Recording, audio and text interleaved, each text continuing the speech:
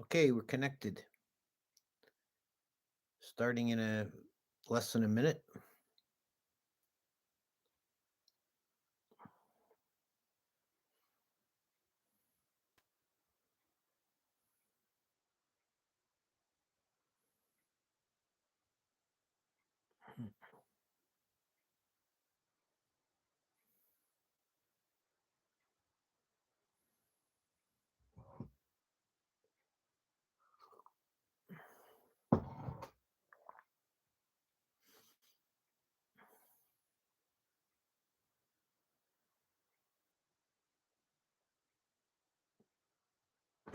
Namo tassa bhagavato arahato sama sambuddhasa. Namo tassa bhagavato arahato sama sambuddhasa.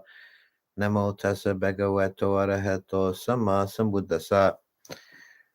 Okay, so this evening I'm going to be speaking about the second aggregate, the kanda of Vedana, usually translated as feelings. Uh,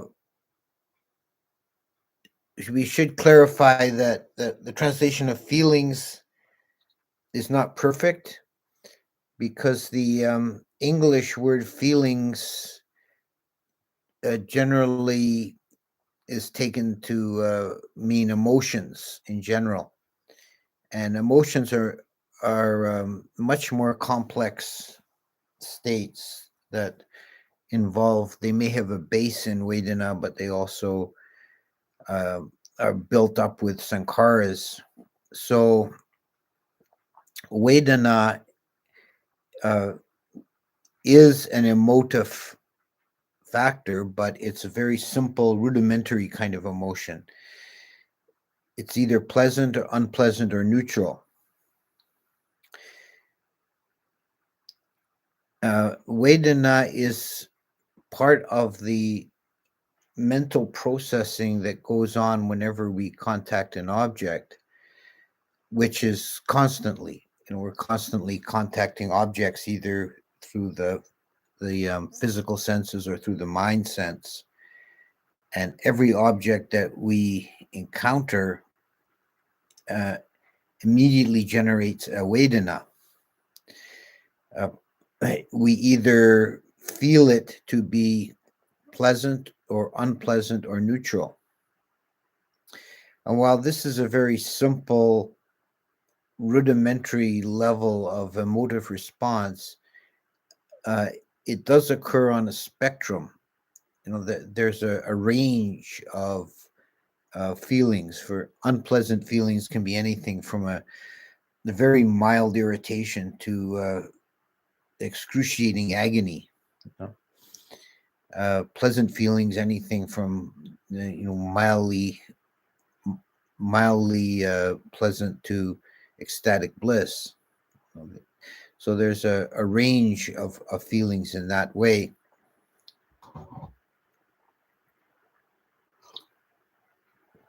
In Abhidhamma, they also distinguish between feelings that are uh, generated through the purely through the mind and feelings that are generated through the body.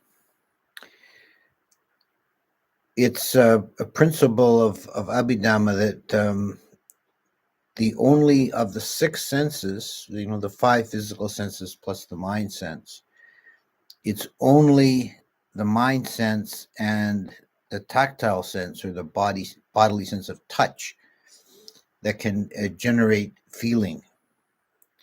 This, at first glance, it seems rather counterintuitive. We can take the visual sense, we can look at an object and feel it. If the object is beautiful, we feel it to be pleasant, and if it's ugly and repulsive, we feel it to be unpleasant. But the idea is that the objects taken in through the senses of sight, hearing, uh, smell, and taste are uh, neutral until they're processed by the mind, and it's the mind sense which is the next stage in the processing of the raw information coming from the senses. We have perception and then sankharas, and it's that passing along of the raw information and the processing of it by the mind that generates the feeling. And if you think about it a bit, this makes sense. There's a saying, beauty is in the eye of the beholder. And something might be beautiful or ugly depending on the person's biases and perception. Likewise, say with the sense of taste, we know there's such a thing as an acquired taste. Some foods or drinks, when they're first encountered, the person doesn't like them, but then later they acquire a taste for it. So the taste itself is neither pleasant nor unpleasant. It's what the mind does with it. However, the physical sense of touch generates a feeling directly. It doesn't require further processing. If you're stabbed with a sharp object, you feel pain immediately. So pain in the body, pain and pleasure can be either purely mental, or they can be generated directly in the body or from the body.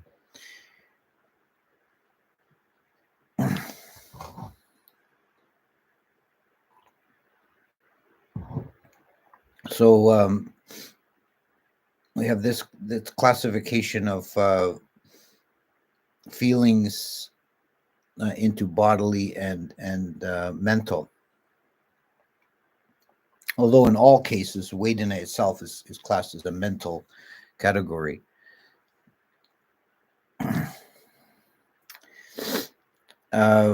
Vedana has a place an important place in the dependent origination, in the 12 nadhanas of the dependent origination. After contact, there arises feeling, and because of feeling, there arises craving. And in terms of practice, this is considered the crux. This is the turning of the wheel of dependent origination. Feeling is the last resultant factor, and craving is the first karmically effective factor. So this is an important turning. What this means is that our feelings are not something that we control. It's a resultant. Our feelings are conditioned by all our past experiences and triggered immediately by the sense contact. But we have no control over it. It's a resultant. So there's no ethical impact. There's no ethical question about whether a feeling is pleasant or unpleasant. It's just something that's there. We just either feel pleasant or unpleasant or neutral. But then what we do with that feeling is the next stage in the dependent origination, because this is the first stage in which we have the ability to choose. The will, or cetana, takes a strong role here. We can, if we choose to do so. Mostly we don't. Mostly we just react to the feeling, but as part of mindfulness, to be aware of the feelings and then not let it go forth to the next stage of craving. So this is one of the four satipatthanas, is Vedanusati, mindfulness directed towards the feelings. And this is a very important aspect of practice, to be aware of your feelings, to be aware of the emotive tone that's attached to sense contact. And if one's clearly mindful of it, then it doesn't need to go on into craving. It doesn't need to start the next cycle. If craving or tanha is allowed to arise, then it becomes increasingly difficult to stop the process as it matures into upadana, clinging, and then bhava, becoming. You're losing control, but it's like a snowball rolling down a hill, getting bigger and bigger. You have this moment of being aware of feeling that you can stop the process there.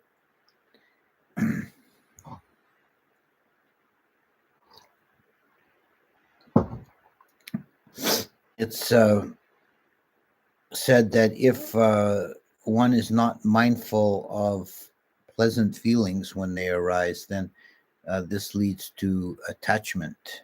And if one is not aware of unpleasant feelings, this rises to aversion, or gives rise to aversion.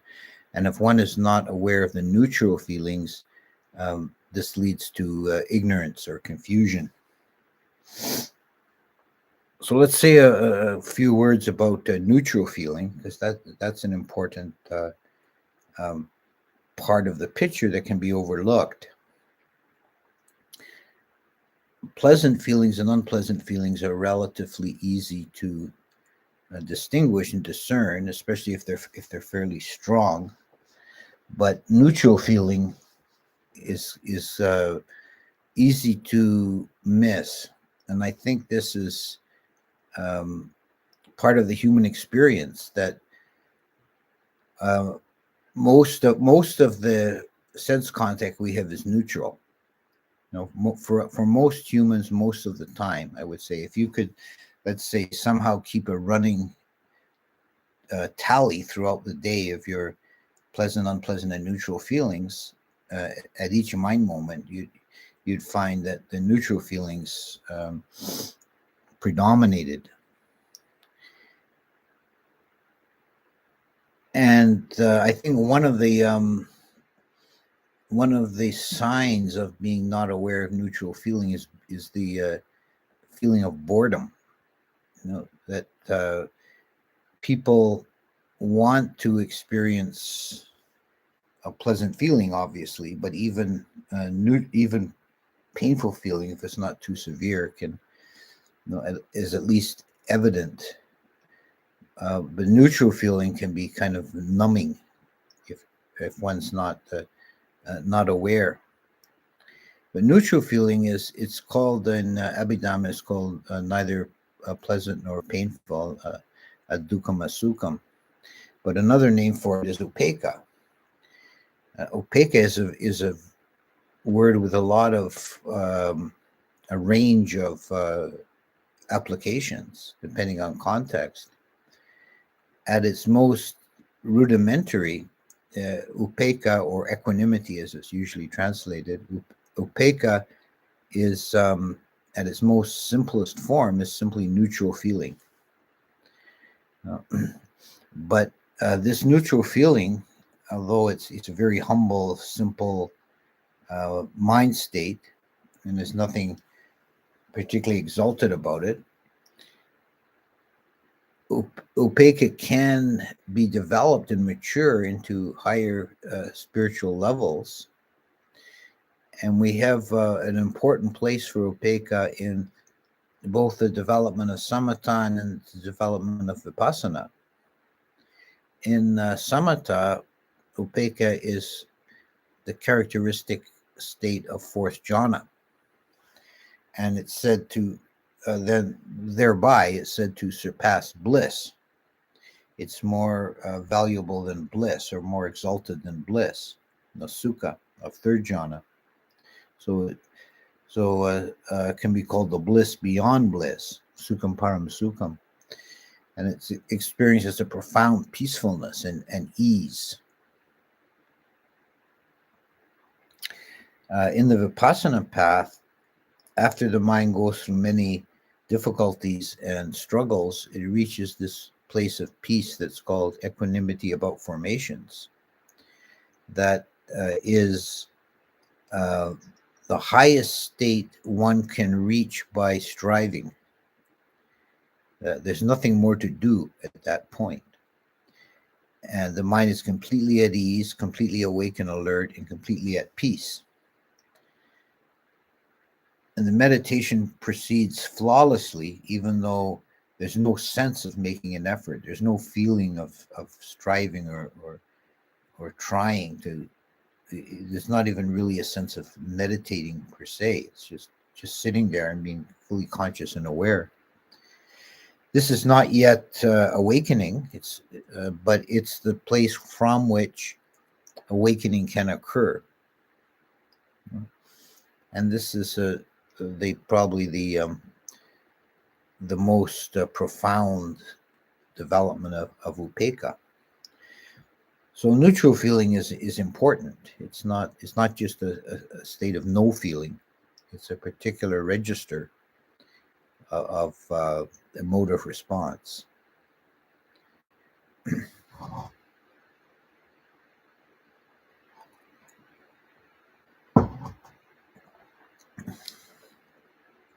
I think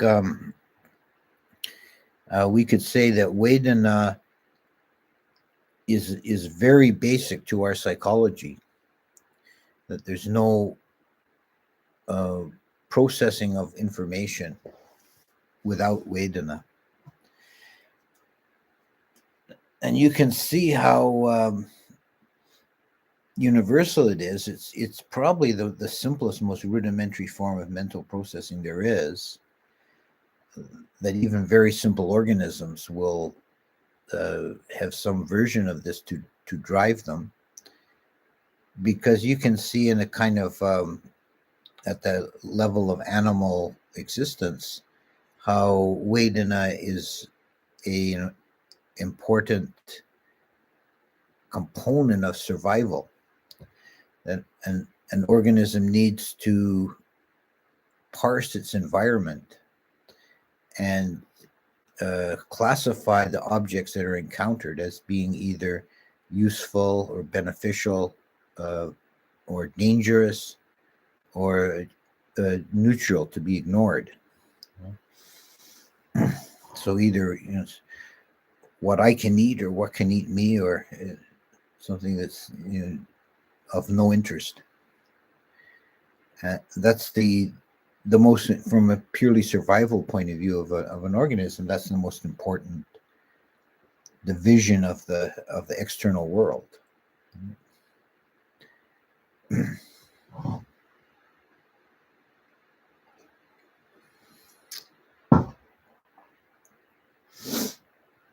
So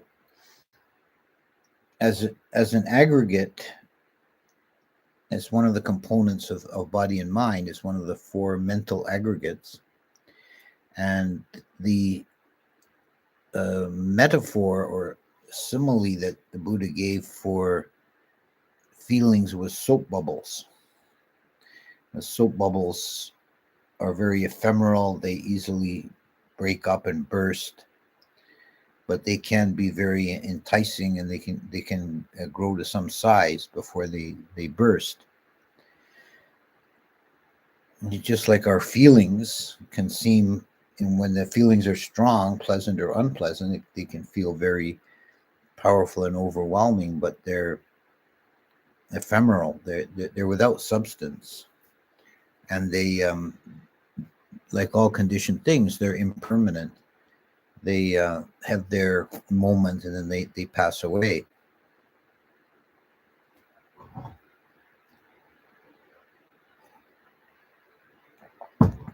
They're a very important motivator for activity in the world. I spoke about the case of simple organism survival, but even for human beings,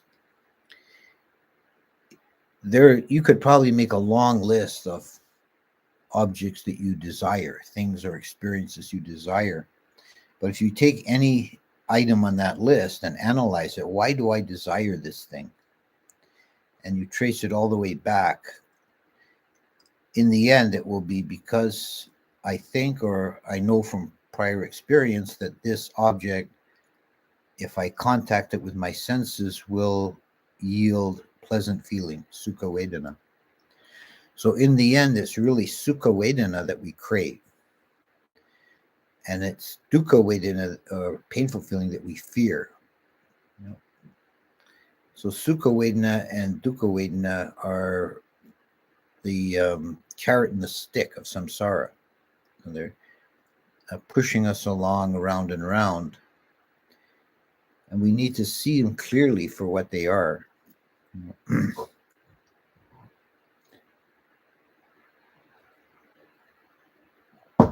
Pleasure and pain are also listed as two of the 8 worldly dhammas: pleasure and pain, gain and loss, fame and dishonor, praise and blame. So pain and pleasure are worldly dhammas, meaning that if we're motivated by pain and pleasure, then we're caught in the world, and our experience is like a roller coaster. We feel really up and happy and powerful when we have happy feeling, but it's inevitable that we'll crest the wave of the roller coaster and experience painful feeling. And if we make our value of life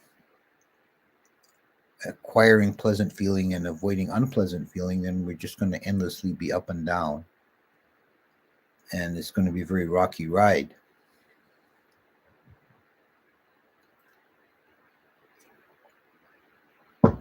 Remember, there's no particular moral value in either. There's nothing either virtuous or sinful about experiencing pleasant feeling. Likewise with painful feeling. These are just resultants.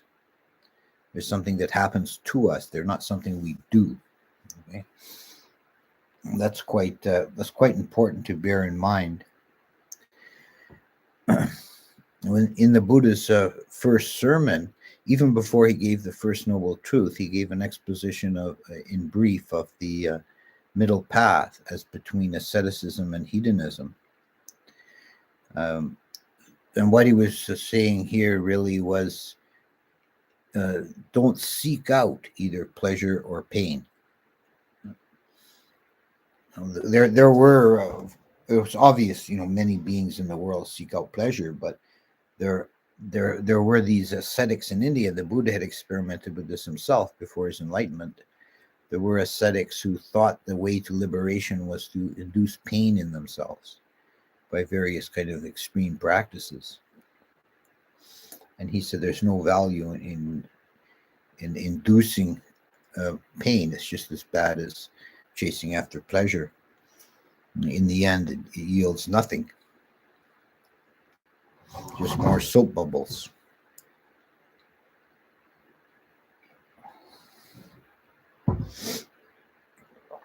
And one of the ways to practice with this is with painful feelings, is to just to be aware of the painful feeling as just a feeling, and not to identify with it, not to take ownership of it. This can be as simple as if you have, say you have an injury and you have some pain in the body. If your attitude is, oh, why does this happen to me? Why does my foot hurt so much? You're going to double your suffering, because you're adding a layer of mental suffering that's that's optional. It's not required. But if you just notice mindfully, there is painful feeling in my foot, and even further, not to say, not to take ownership of it, to say there is painful feeling, rather than my foot hurts, just to say there is painful feeling, and to recognize it as a mental object. It's still hurt. There's still painful feeling, but you're freed from the extra layer of mental suffering.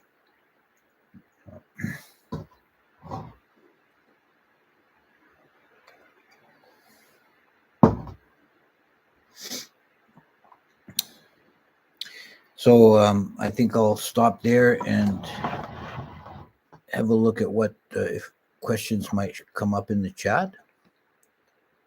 I think there's already, I can see something there. Okay.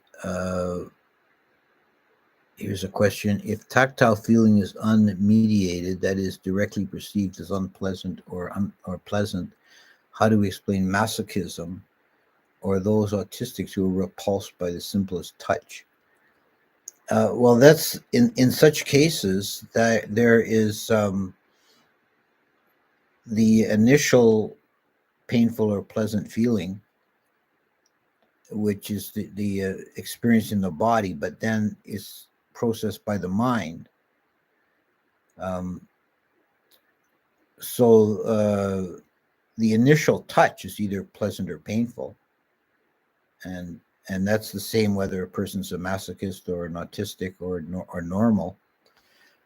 But then, in the case of masochists or autistics, as you in the cases you put forward, there will be a further layer of mental processing that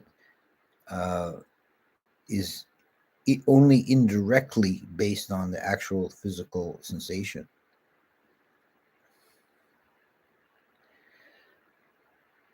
What is the difference between samatha and upekkha? Aren't they both equanimity? The difference is that the samatha is meditation that is striving to stabilize the mind on a single object, like the breath. So there's no investigation, there's no exploration. It's just the mind is very still and stable and peaceful. Whereas vipassana, the objective is to be clearly aware of the contents of consciousness as they stream past, or whatever might arise. So each object is treated with the same degree of attention. The underlying emotional tone of both, when they're at a high level of development, is upekkha, but the attention is treated differently. Next question. It's said namarupa needs to exist for consciousness to exist, but formless beings have no rupa, and some people have no vedana. So how necessary is namarupa really? Well, namarupa is necessary for consciousness in most cases, but there is, as you state, the formless abidings where they have no physical form. And someone born without a sense of touch, that is a rare disorder that does occur. They're missing one sense faculty, but they would still have mental vedana. How do beings in Peta and Naraya realms have coarser bodies than us? I don't think they do. I don't think beings in the Peta and Naraya realm have coarser bodies. They certainly the Peta realm, their bodies are ethereal. They're more subtle. They're fragile and flimsy things. They're not really more coarse than us. Now we're probably at this level of the human and animal realm. We're probably at the densest level of materiality, or the coarsest. If the fourth jhana is said to be bliss beyond bliss, is this something a normal person who experiences would agree with? Only refined people, because to me, second and third jhana sound better. Yeah, it's like at each level you're becoming more refined and more subtle, more purified, and it's what seems very desirable and subtle is what's currently being experienced, and then what is left behind seems coarse. So to someone in third jhana, the bliss seems very refined and subtle, but then as the mind begins to transition to fourth jhana, the bliss begins to take on a quality of seeming less desirable. It seems kind of coarse. It disturbs the peace of the mind, and the mind craves that, or desires. Craves probably a bad word to use, but it desires or aspires to a more peaceful experience, which is this refined upekkha of fourth jhana.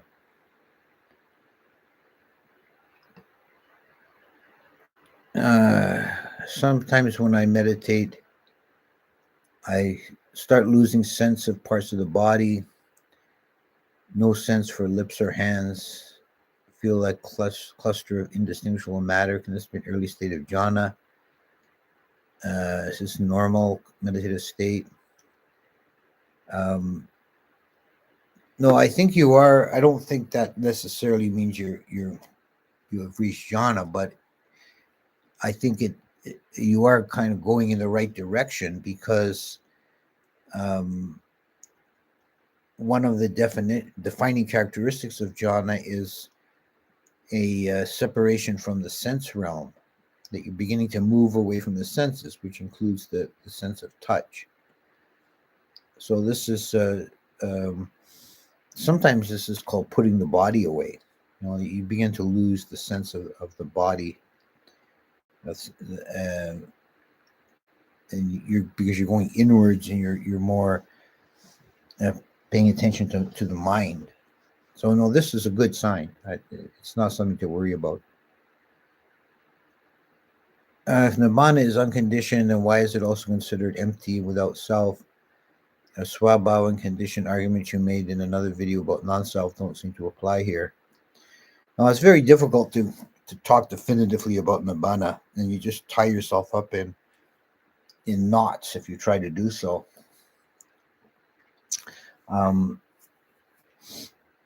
It's considered empty or sunya, because it's without substance, and it's about this way. The sunyata is considered to be the most universal characteristic, because it applies to both nibbana and samsara.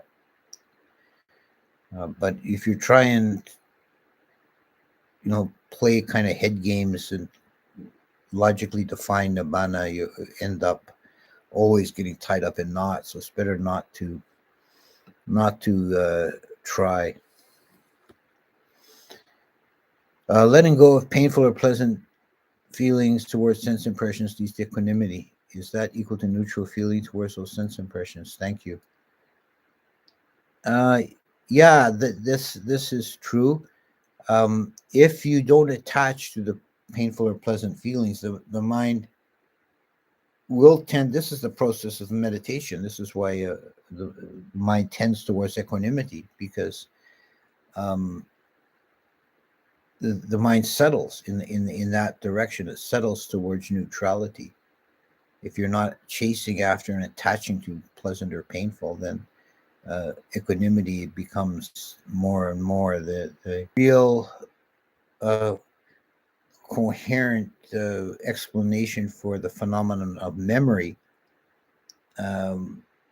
even within one lifetime. It doesn't seem to be something that was discussed in any kind of great detail. I don't think there needs to be a big distinction between present life memories and past life memories. I mean, the whole issue of memory is very tricky and difficult. The Sarvastivada view of the memories being, in a sense, outside of time is one kind of explanation that sort of intellectually appealing.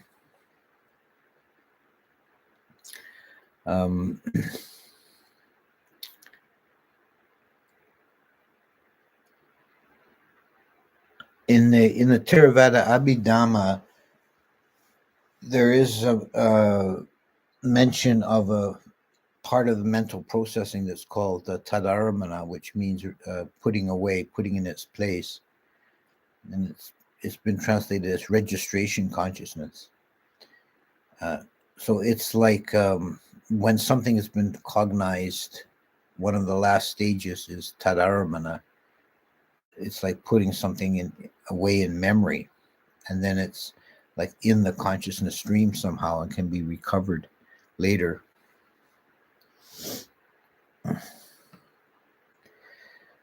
Does repulsiveness of the body practice change how someone relates to pleasant experiences, therefore making it possible to let go of sensual desire over time?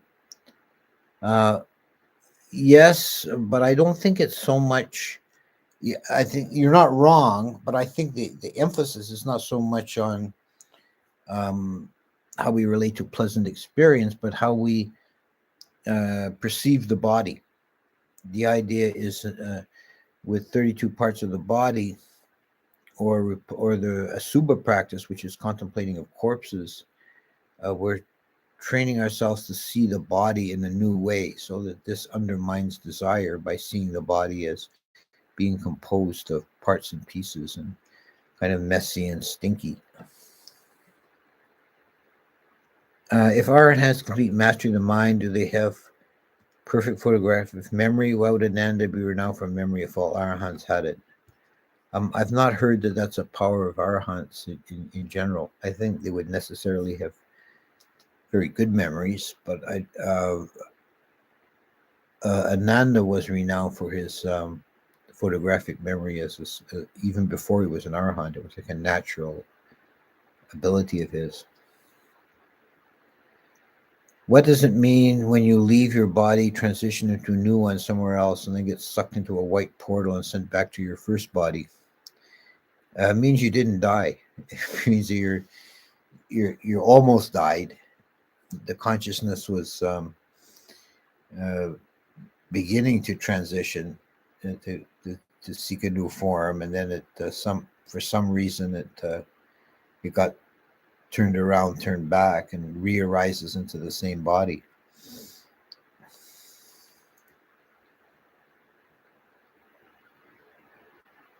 I notice that sometimes I'm starting to get the feeling of my personality coming off like a mask, and behind it there's no one there. It's a very familiar feeling making this mask my whole life. There's no permanent change like stream entry, but it's starting to happen a lot more. Can you help me understand what is happening? Is this a normal result of meditation? Yeah, I would say that just indicates that you're becoming more mindful. You're becoming more conscious.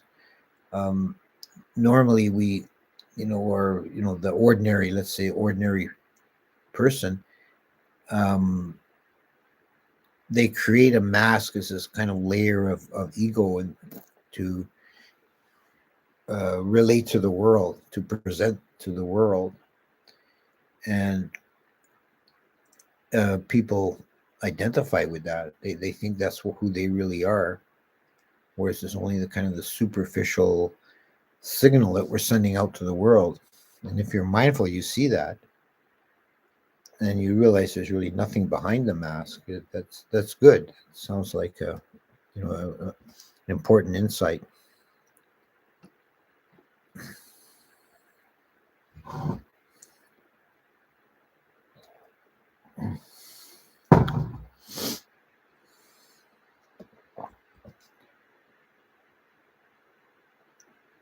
Sometimes when I wake up, I become conscious of my mental state before I'm even awake, and it feels like I'm coming into existence, like becoming more real. Is that mindfulness as soon as I wake up? Yeah. Yeah, I mean, you're kind of when you wake up in the morning, it is kind of like coming into being. You're transitioning mind states from sleep to waking, and uh, if you can do that, it's a good practice to try and do that quickly, to try and not let the mind um, sink into a kind of stupor at the moment of waking, and back and forth between sleeping and waking, but turn on like a light bulb. That's a good practice to try and get into. How come consciousness evolved towards masking itself? I think that's part of social existence, and we have to deal with other beings, so we present a face we want them to see.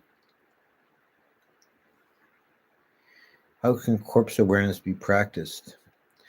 It seems like an unpleasant experience. Well, it's not fun. It's not meant to be. Uh, the traditional way of doing it, like the real hardcore way of doing it, is with an actual corpse. In ancient India, they would lay the bodies out on the ground. Um, if people were too poor to afford a cremation, they had what they call charnel grounds, where they would just lay the body out on a bamboo table and leave it. leave it for the crows or whatever. Monks would go and meditate at the bodies in different stages of decay. That's still done from time to time in Thailand. If someone dies um, in Thailand, the normal practice is to cremate the body.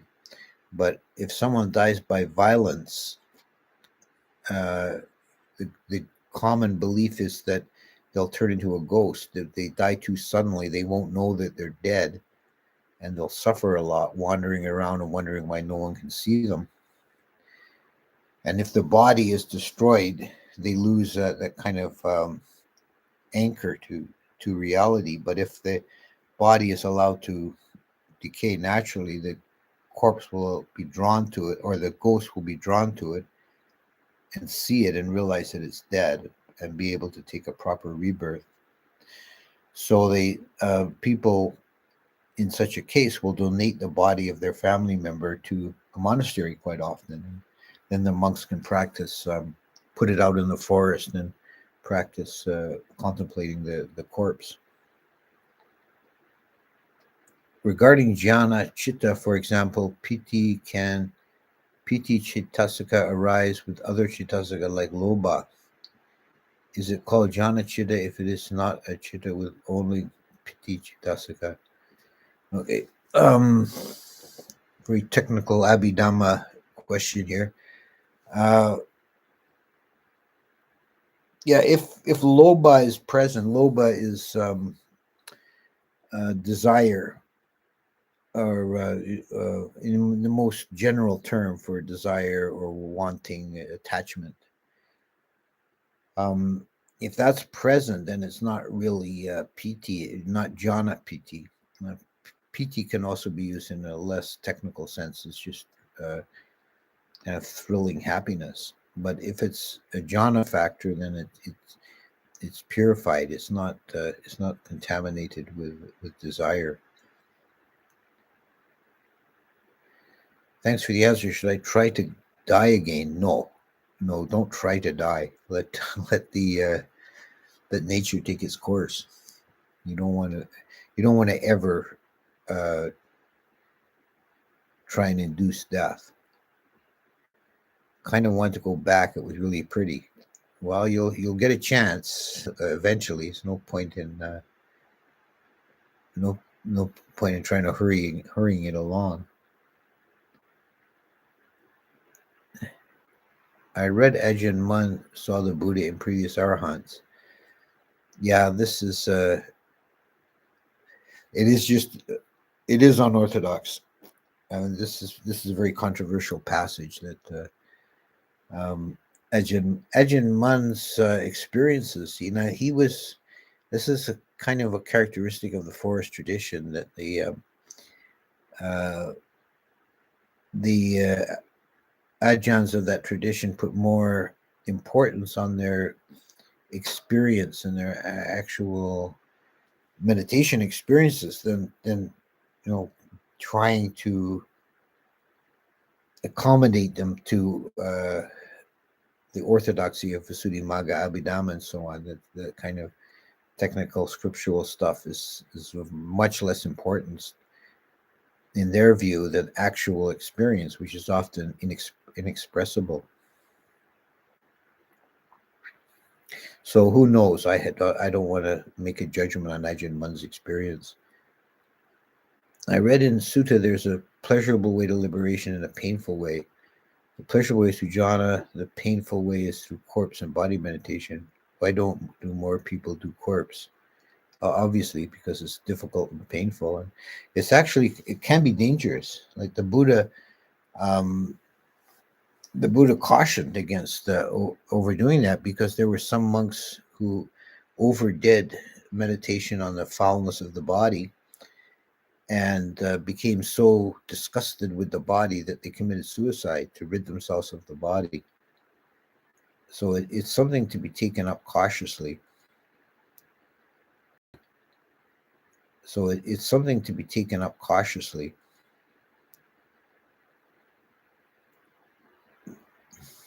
Someone's asking about the sutta number. I can't help with that offhand. I don't remember, but I do. I do recognize there is such a sutta.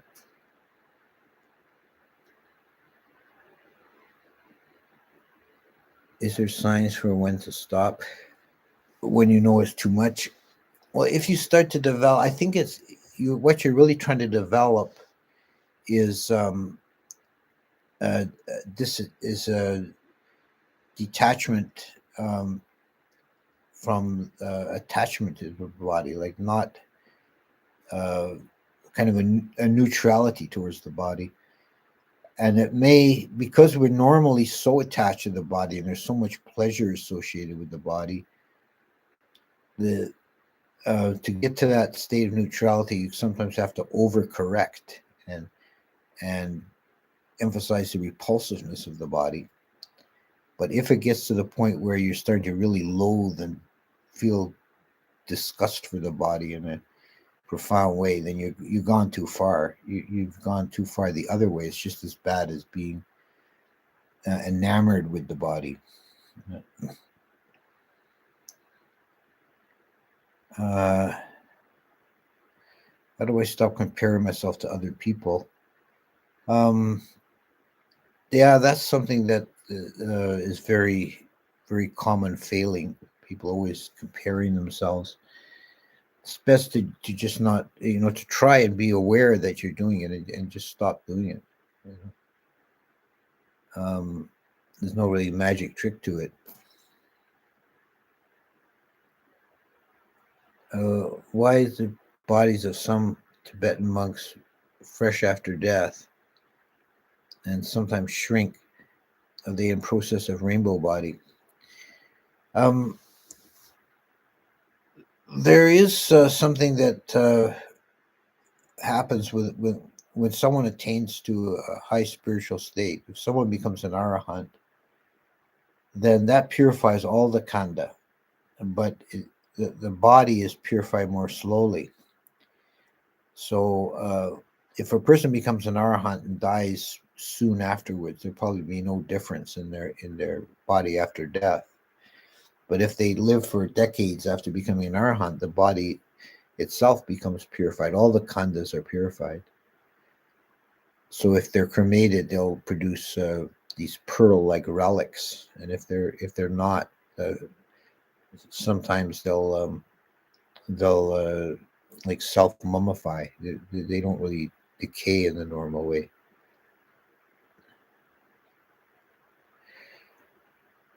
Can you explain Sunyata Chito Vimutti from the Sutta on Discourse on Emptiness? Is the same thing as Nirodha Sampati or something else?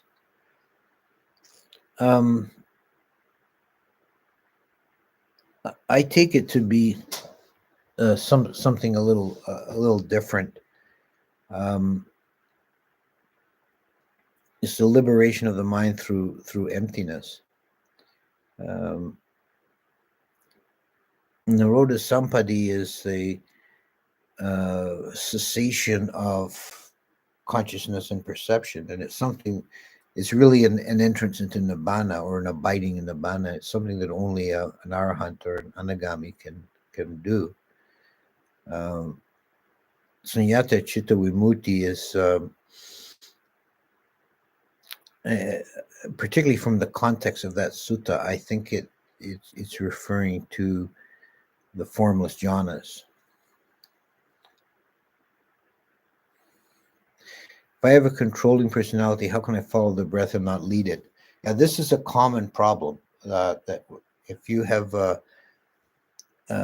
type of personality that wants to be in control, as soon as you start looking at their breath, you can't. You have a difficulty distinguishing that from controlling the breath. But you really need to work on that. That's important for you in your case. If you have that type of personality, what you really need to learn is letting go, and it will have a beneficial effect on the rest of your life. If you can make an effort to just be aware of the breath and separate that as two separate things that you're confusing. There's just the pure awareness of the breath, and there's the will of leading the breath. And you need to distinguish those. And it can be a bit of work, but that should be the focus of your practice. Do you think mass deforestation counts as genocide if tree day was? I suppose you could see it that way. It certainly would cause a lot of suffering of not only Devas but many living beings in the animal realm. Is that why Vinaya bans damaging plants? Yeah, monks are not allowed to damage living plants as part of the Vinaya, and there are actually two separate origin stories in two different places for that.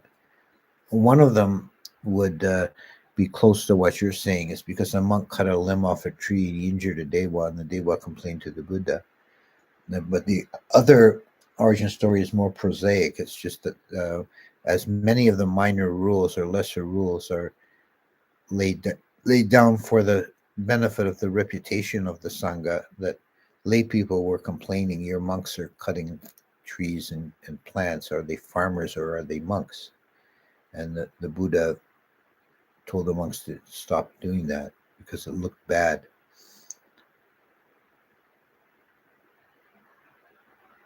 Sometimes Buddha refers to escaping Yama as liberation.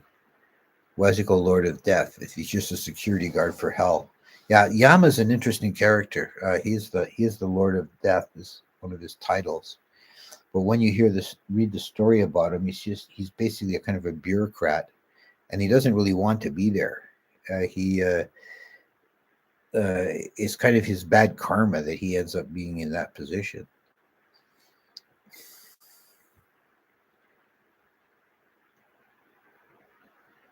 Uh,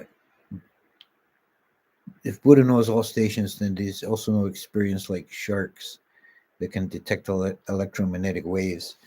Now we can't. It's just like questions about nibbana. We can't really speculate about too much about the experience of a Buddha, and we don't really know uh, what the range. In fact, the Buddha said that it's one of the things that if you try and think about it too much, it'll just drive you mad. It's trying to figure out the range of a Buddha's mind.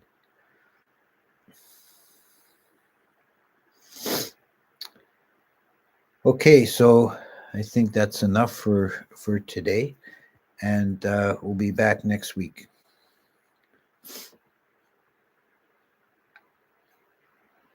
Okay.